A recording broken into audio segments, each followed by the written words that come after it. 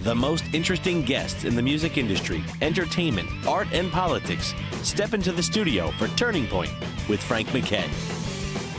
This week on Turning Point with Frank MacKay, Anson Williams of the pop culture hit show Happy Days talks with Frank about his role as Potsie and what it was like to work with Ron Howard, Henry Winkler, and the rest of the iconic cast. And now, Turning Point with Frank MacKay. Welcome to Turning Point. Our very special guest today is Anson Williams. Anson was a major part of one of the great TV series of all time, certainly a career-changing and life-changing series for everyone, and a series that really changed entertainment and television. Anson, welcome. Oh, thank you so much. And I hate to describe you just as that because it makes it sound like Happy Days is all you've done, which is not the truth. Let's talk about prior to Happy Days. What was your early career like? Well, my early, I just started as a lower middle class kid with a dream. I had this passion to perform, and I did live in the LA area, but I could have been from Iowa or wherever. I knew nobody. Just went out the door one day, and I'm going to try this out. And I started in talent shows around LA, where you could bring in your sheet music and sing a couple of songs, and be bad, and no one cares. And from that, I started standing in lines for open auditions for Equity Theater, and I was lucky to land a job as an apprentice in summer stock. And it was in Wichita, Kansas, and they paid us $50 a week, and $25 went to the hotel and your food, and 25, and the other 25, is what you survived on. And by the end of that season, we were all given the opportunity to have an equity contract, and I was able to get my equity card. So then when I came back to Los Angeles, I was able to stand in the equity line. And I landed another show called Victory Canteen, written by the Sherman Brothers, as a replacement. And from there, a commercial agent saw me, and I signed up with his agency, and I was fortunate to start appearing in commercials. And then everyone said it was impossible to get an agent, a theatrical agent. And always having a marketing head, I thought, I'm just going to try something. So I went to one of the major agents. There were three major agencies at the time, CMA, IFA, and William Morris. And I went into the IFA office, asked the secretary if, I'd like to see an agent. And she said, do you have an appointment? I said, no, but, when one's available, I'm here. And she kind of looked at me, and I just sat there for a few hours. She threatened to call security. I said, you're lost. Literally did a sit-down strike. Finally, all of us, the side door opens, and this young guy looks out, sees me, and goes, come here. So I get up, I go by the door, and he said, what are you doing here? I said, are you an agent?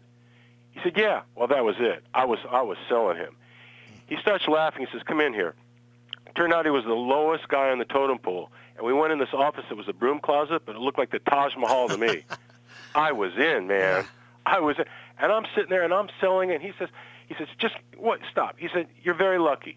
He said, we don't have a lot of actors that are over 18 that look young.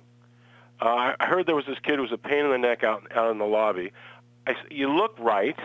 He said, I happen to have this breakdown for a segment of a television series, Own Martial Counsel at Law, with Arthur Hill and Lee Majors years ago. He said, they're looking for high school football players as guest stars. I'm going to send you out on this interview in the morning.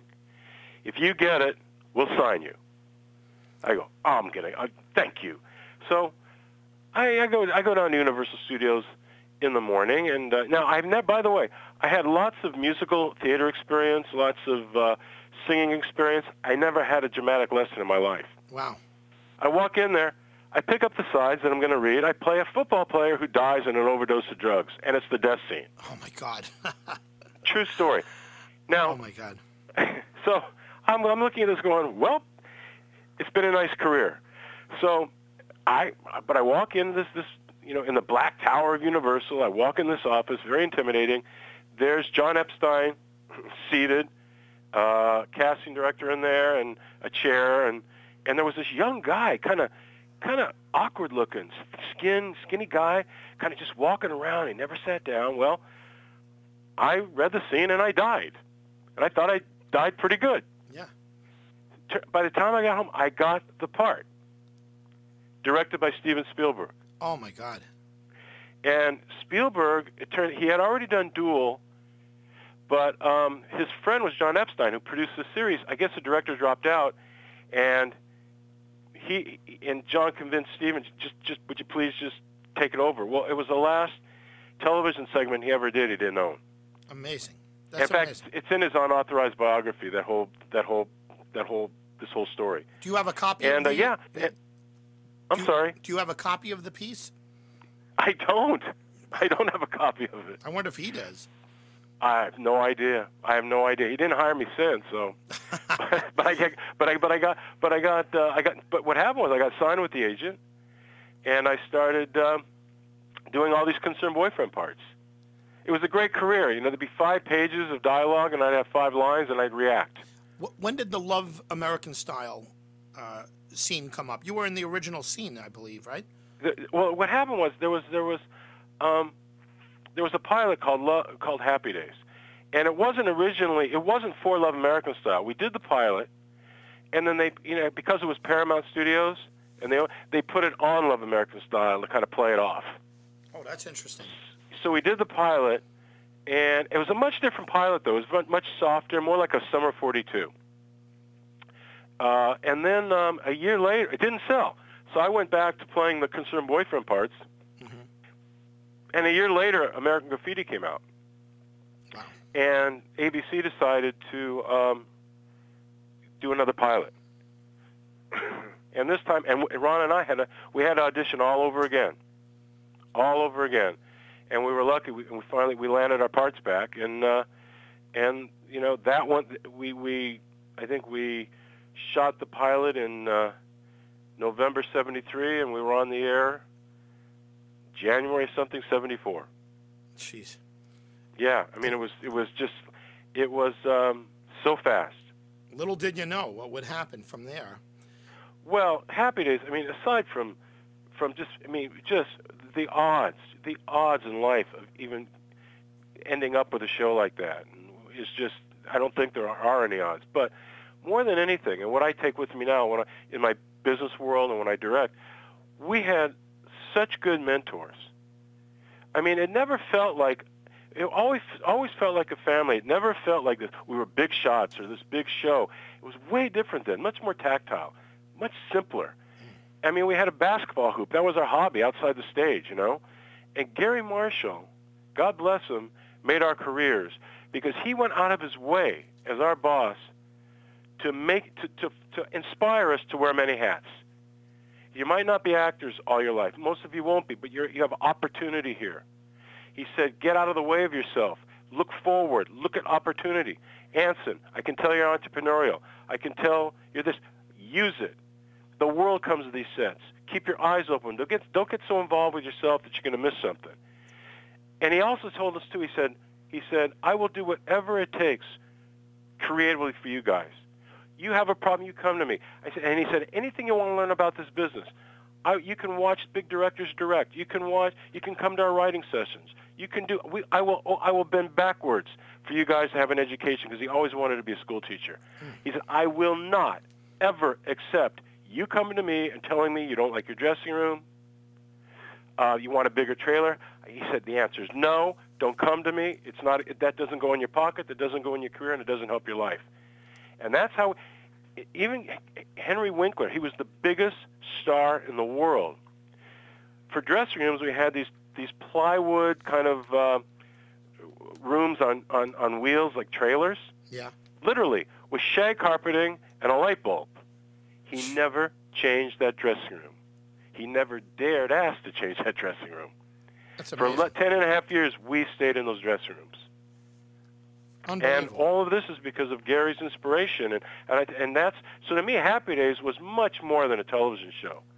It was such a foundation for how to live your life, and giving me the tools to move forward.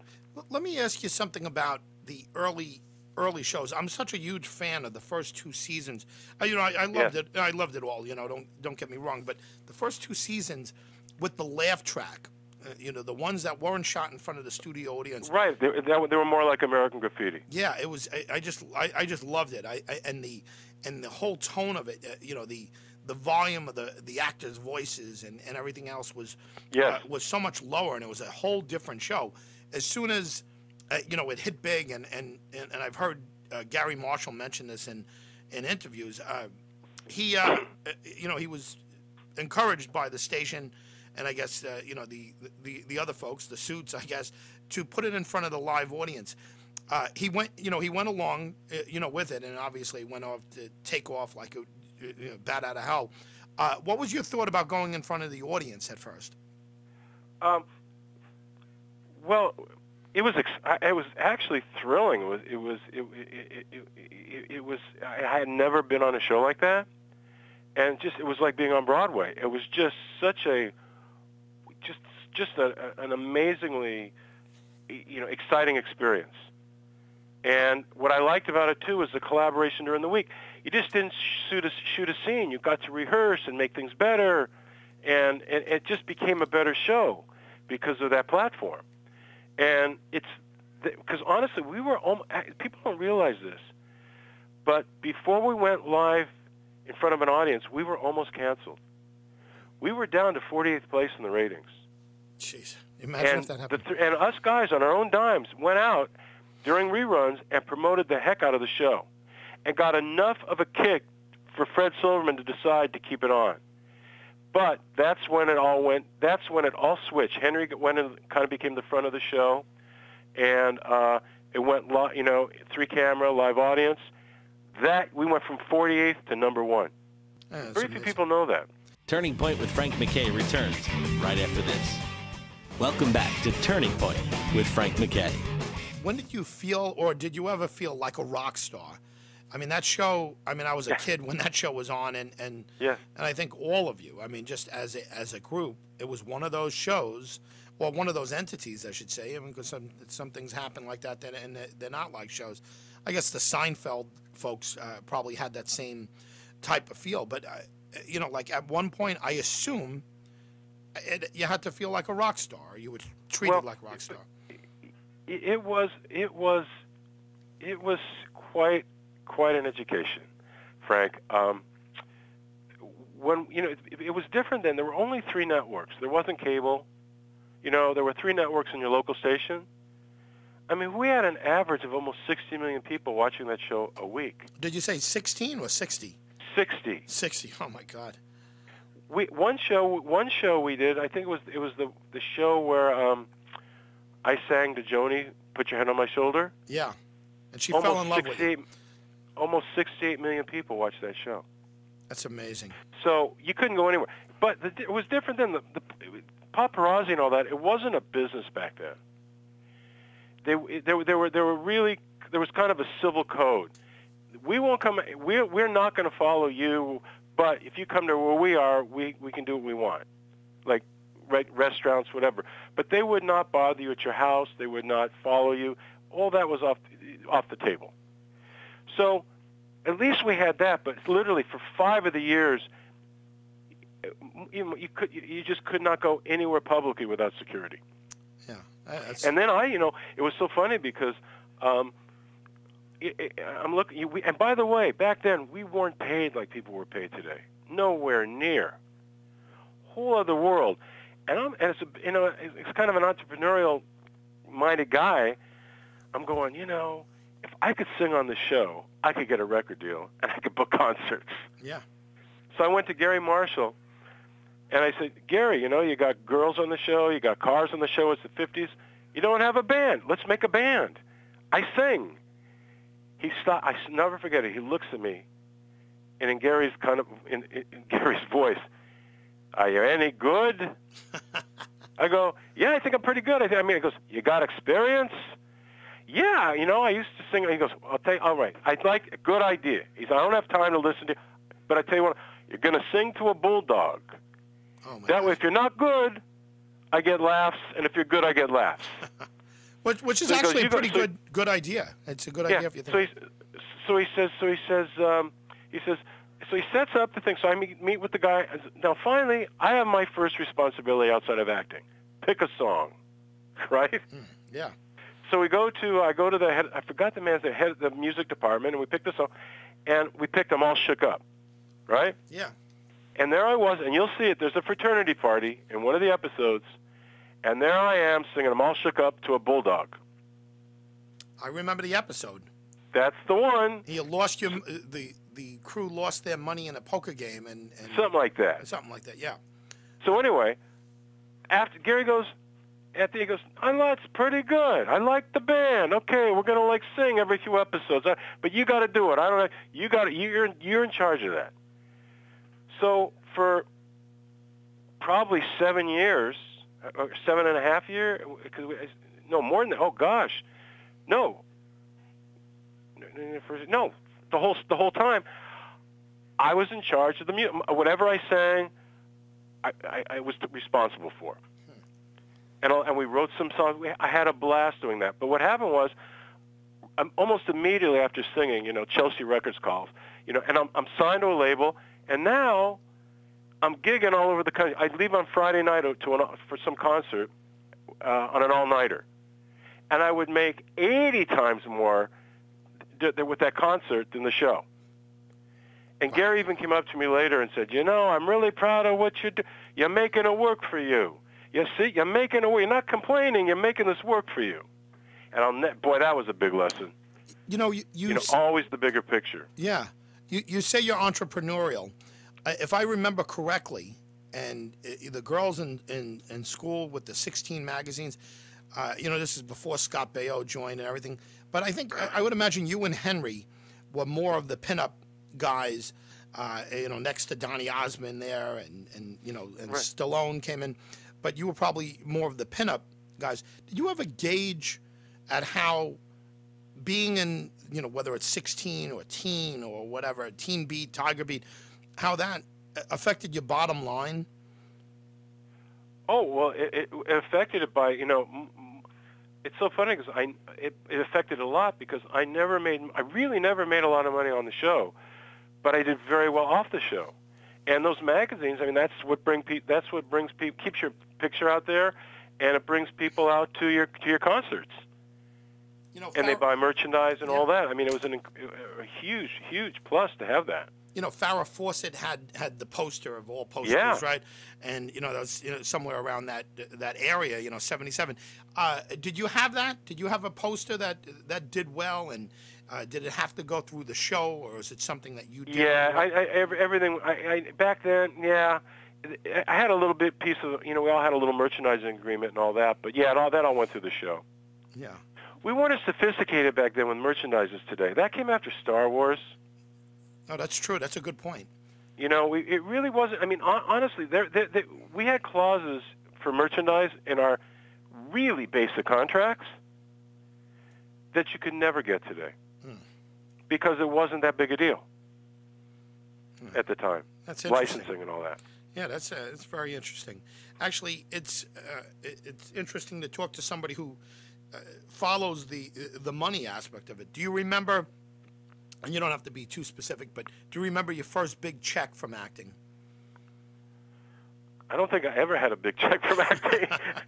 Well, when I first started, it sounds like a lot, but it really wasn't, because if you think about your expense, taxes, young person, agents, PR people, everything that comes out of a check. I was getting like $1,000 an episode when I started, $1,200 the next year, $1,600 the next year, $1,800 the next year. Nice, but you're not going to get wealthy on it. No. Yeah, people. However, my first concert, I got $17,500. Jeez. We're going to go to break right now, and when we come back, we'll have more. Turning Point with Frank MacKay returns right after this. Welcome back to Turning Point with Frank MacKay. And I went, okay, and that made me. And that was what I liked, and what I try to stress to people in anything. Don't be a victim. Create your own destiny. Look for opportunity, please. Instead of complaining about my salary, I was able to use it for something so much bigger. by getting out, not letting ego interfere. I just saw opportunity. I wasn't ego for me. It was survival. It was like, it was a business. I mean, it was like a business decision to do that. How many concerts did you play during that time period? Oh gosh, I have no idea. But that's where you made your money. I would do a lot of the amusement parks and state fairs and all those kind of things. Disneyland and Orlando. I mean, all that stuff all the time. Teenage fairs, wherever. Also, rodeos. I would do. There was Little Britches Rodeo. I'm doing a concert in the middle of it. I mean, wherever they paid. Yeah, sure. But it was so interesting because there's another thing too in life. You got to know when it's too wide a river, and you got to know when you've reached your limit at certain things, and be able to make a turn. And I built and built and built. My whole deal was I got to play Vegas. Now, record-wise, nothing ever became a big hit.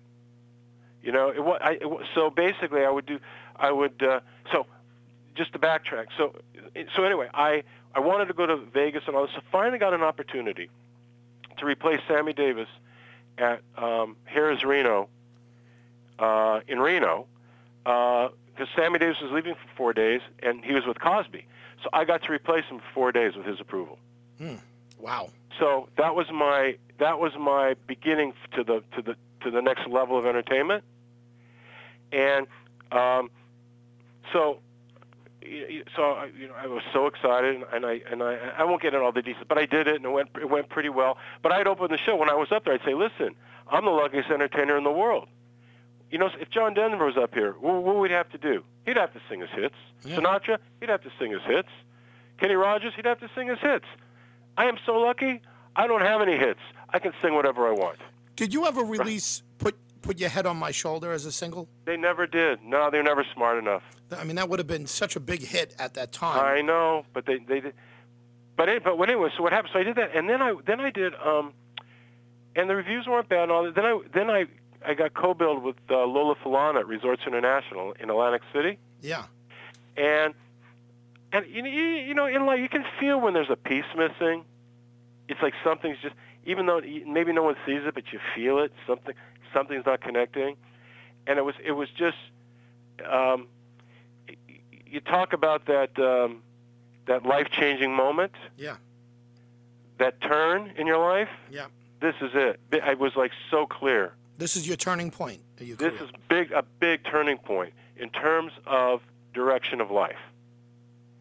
And that this decision turned me around in so many different, from personal to professional, so many parts of my life was affected by this simple decision. I always would start the shows, at least the Vegas, the Vegas, and the Harrah's and now the Resort show from the back of the theater. So they go, "Ladies and gentlemen," and I would walk around and I'd be waiting outside the front entrance because then I would sing with a wireless through the audience to the stage. Well, I'm back there and I look and I see the lounge, right? And I won't say it, but some very used to be famous people were doing 5 shows a night at the lounge, right? Yeah. And I looked at that and I went, "Oh my God!" It became so clear. Anson, you've gone as far. That is you. That is you. And then I said, and probably, Anson, it won't be you because you're not good enough to even do the 5 shows a night. You've gone as far as you can go, buddy. And that was you got to stop. You got to change your direction. I was so clear.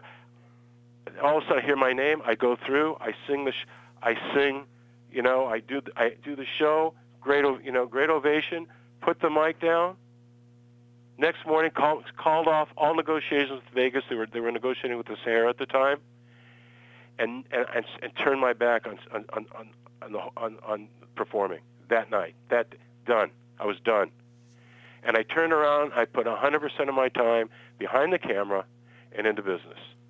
And you have where I felt it was so clear that it was such a turning point of my limitations and what's not limited. And and he said, "You're crazy, you're crazy." I go, "I'm not crazy.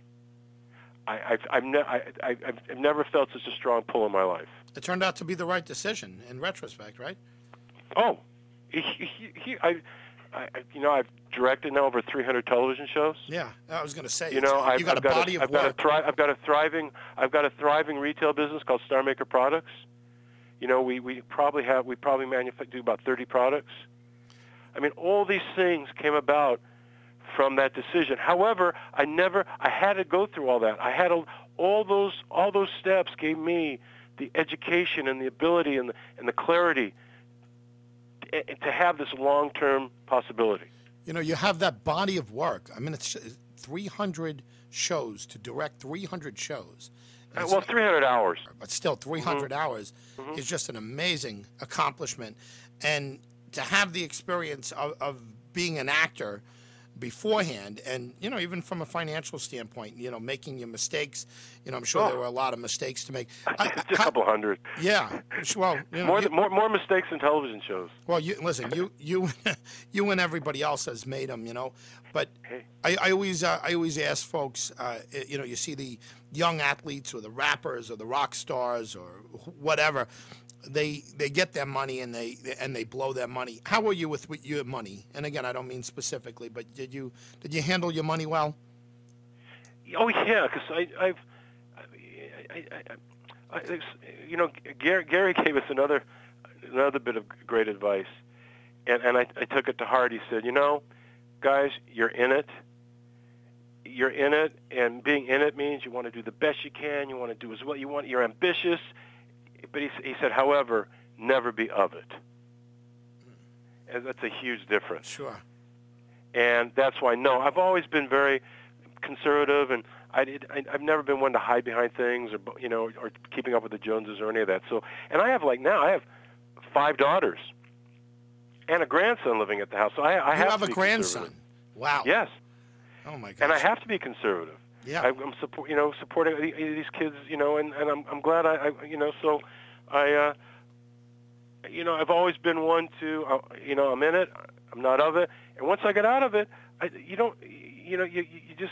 just basic common sense to, you know, to be able to live conservatively, and you know, especially because when I grew up, we never had more than $100 in the bank. Yeah. No, I mean, never. I mean, it was underwear for Hanukkah, you know. Yeah. And no, I mean, so I never, and none of it actually. Nobody in the cast got caught up with keeping up with the Joneses or living beyond your means or anything. In fact, it was so funny. The first house I bought, it was Tom Bosley who said, "You got to get a house. He negotiated the mortgage for me. Oh, that's interesting. Yeah. Tom was like a second father to all of us. Yeah. Well, but I didn't know anything. And my parents' business, they didn't know squat, you know. That's and Tom, you know, made sure things were okay. That's amazing. So again, I just remember that. That came from way back in my head. Listen, I could go on with you for hours. In fact, we should have a part 2 and a part 3 to this. But where do you go from here? You've done it all in television and you know, entertainment. You've touched on it all. What do you go from here? What do you do from here? Keep doing. You know what? If that was yesterday. Are your daughters involved in the business? Not at all. Oh, that's interesting. In fact, they're young. They're 5, 10, 10, 14, 6, 10, 10, 14, and 23. Well, the 23 is the mom. She has yes. Mom. Yeah. Oh, that's. But yeah, but no, I don't. None of them. They're all into everything but. Do you have we're with Anson Williams here. Do you have a website we can point people to? Well, actually, people can go to StarMakerProducts.com. And what do you get there? There's some nice products on there. Or you can go to drugstore.com and look up Star Maker, and there's a whole store for us. All these great. That's a whole other show. Yeah. Well, how that started. Just tell us in short, Star Maker. Just tell us real quick about Star Maker. Well, what it is, I've always been in business. Various businesses, and again, like Gary, motivated me to always look for opportunity. I was directing Melrose Place maybe 12, 13 years ago.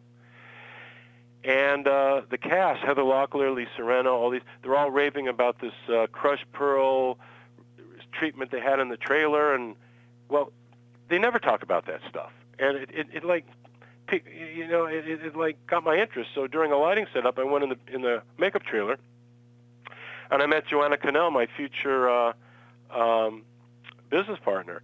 And she was known, not only was she a top makeup artist, she was known throughout the industry of bringing in these incredible skin products for spa treatments in the trailer. And but it's in bulk. It wasn't marketed. The world didn't know about it. So she started telling me the history of it. It was all the skincare for Baywatch, the original Baywatch, and it's on all these other shows. And I'm sitting there going, my gosh, does anyone know about this? She goes, no. So we created Star Maker Products, the actual working products of the film business. And that's an excellent idea. That's a brilliant idea. And I knew nothing about beauty, zero. But I learned. I mean, I'll tell you the price of the label. That's and I learned the product business. And we were on QVC for almost a decade. Incredible. And now we spread out. It's not even. I'm real bad with the website and all that, but we spread out to all sorts of other areas of product.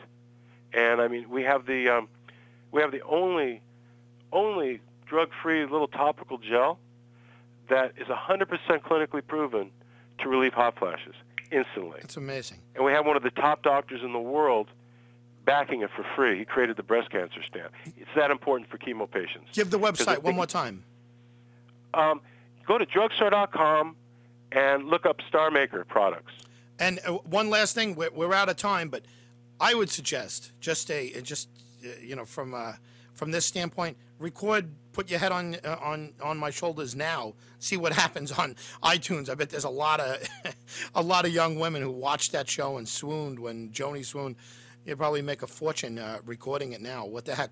Anyway, we've been with Anson Williams, a wonderful director and actor. You know him from Potsie, the role of Potsie in Happy Days, but it's so much more than that. And go to starmaker.com and drugstore.com and look up Star Maker. Anson, thank you very much for being with us. Oh, it was a blast. Thank you so much. Yeah, anytime. And part 2 and part 3 coming up soon, Anson. Thank you very much, and thank you for tuning in to Turning Point. Turning Point with Frank MacKay is brought to you by Herman Katz Camgeni and Klein, Duffy & Duffy, and Gold Coast Bank. Turning Point with Frank MacKay was produced by Out of the Box Studios in Bohemia, New York. Executive producers Frank MacKay and Harry Oates. Director of Operations Corey Arnold. Audio and studio engineering Francis Kazmarek. And James DeZigo of Sage Studios. Webmaster Eric Stoll. Radio segment producer James DeZigo. Hotel and accommodations provided by Ohiga Castle Hotel and Estates in Huntington, New York. Transportation services provided by Mark of Elegance Limousine in Hauppauge, New York. Catering services provided by Windows on the Lake in Ronkonkoma, New York.